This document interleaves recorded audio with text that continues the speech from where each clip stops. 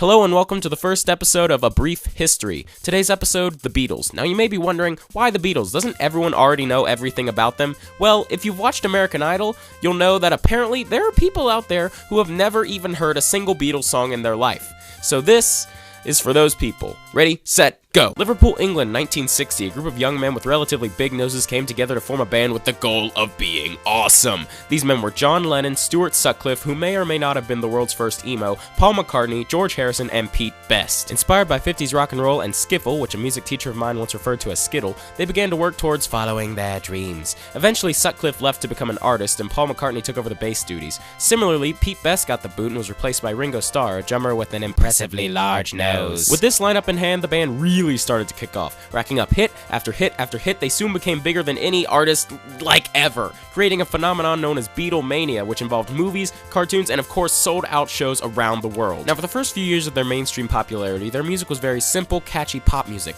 Then, Sgt. Pepper happened. And by that, I mean then, drugs happened. Sgt. Pepper was an album so completely different and weird that it skyrocketed the band to a whole new level of popularity. The Beatles had decided to stop touring, so they made Sgt. Pepper and the majority of their subsequent albums with the mindset of never having to recreate them live. So they got weird. Eventually, infighting, creative differences, and a slightly tone-deaf girlfriend drove the band apart. However, right before they disbanded, they gave a spontaneous surprise performance on the roof of the Apple building. This performance is arguably one of the most famous concerts ever. After the band's breakup, John Lennon had a huge solo career only to be shot in 1980. Harrison, who had a slightly less impressive solo career, died of cancer in 2001. McCartney still sells out arenas to this day despite his alleged barefoot death upon the release of Abbey Road. And Ringo, well, he's still got a pretty big nose.